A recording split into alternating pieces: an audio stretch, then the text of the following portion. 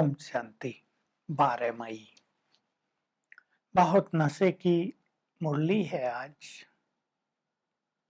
जिस बाप को सारा संसार ढूंढ रहा है वो तुमको मिल गया है, तो तुम्हें कितनी खुशी होनी चाहिए।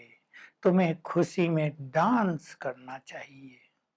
लोग तो ऑर्डिनरी माँ बाप के बच्चे हैं, तुम बच्चे बने हो भगवान के।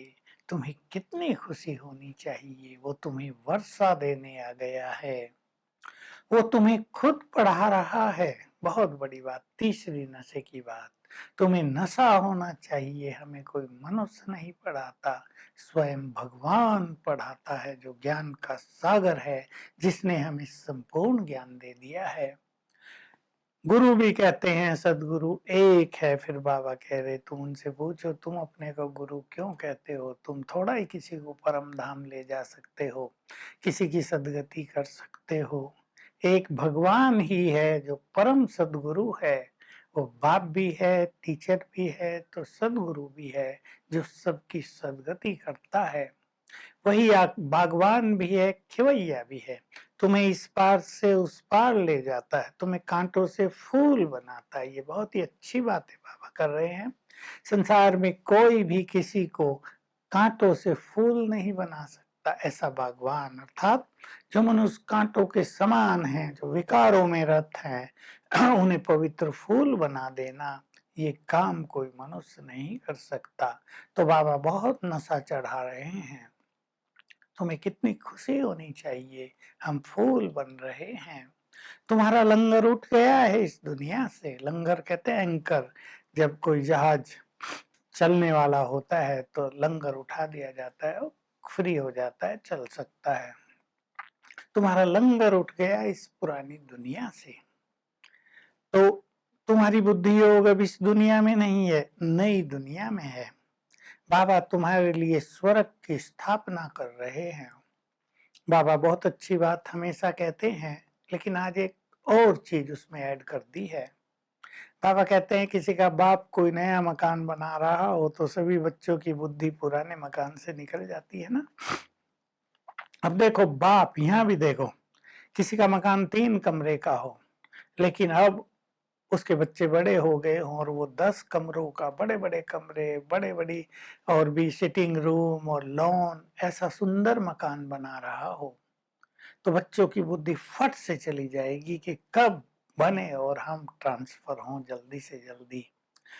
तो हमारे लिए बाबा कैसा मकान बना रहा है। कलयुगी दुनिया, सजावट यहाँ बहुत दिखाई देती है, लेकिन वहां होंगे सोने के महल, हीरे जड़ित महल, बड़े बड़े घर, नापतोल की जरूरत नहीं, एक एक का खुला खुला जैसे महल होगा, बाग बगीचे, सुंदर प्रकृति का सौंदर्य होगा।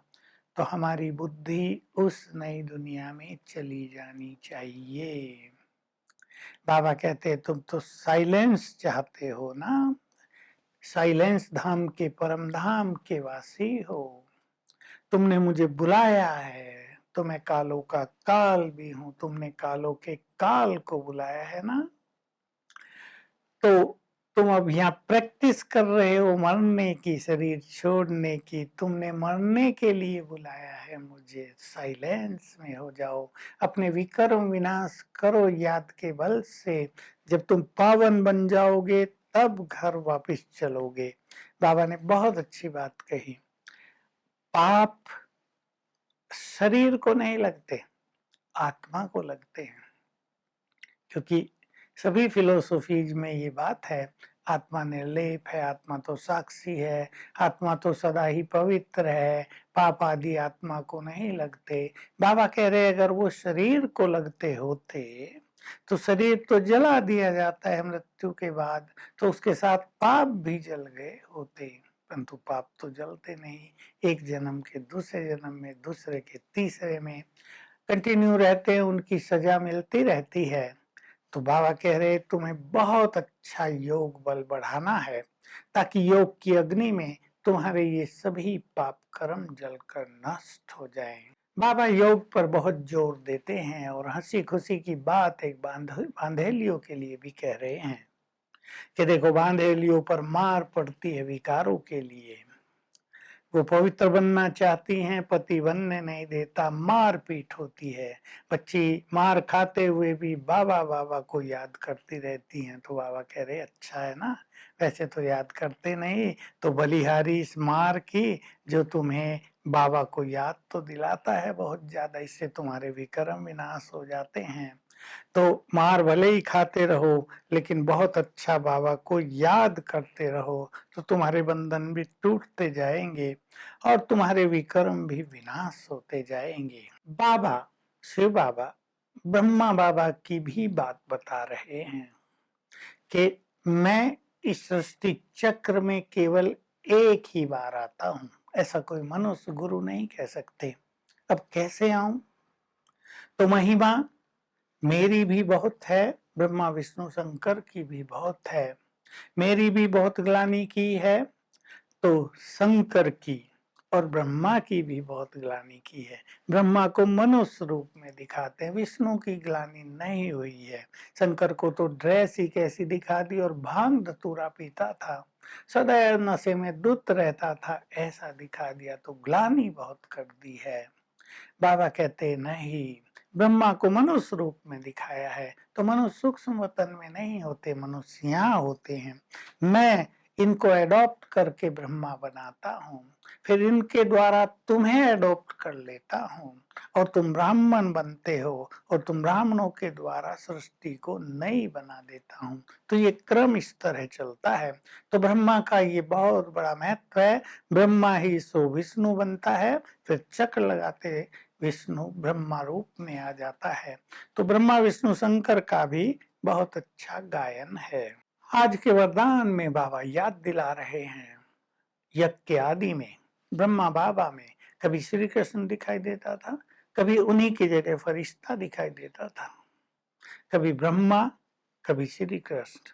तुम भी ऐसे ही साक्षात्कार मूर्त बनो, कभी तुम ब्राह्मण दिखाई दो, कभी तुम्हारी जगह फरिश्ता दिखाई दे।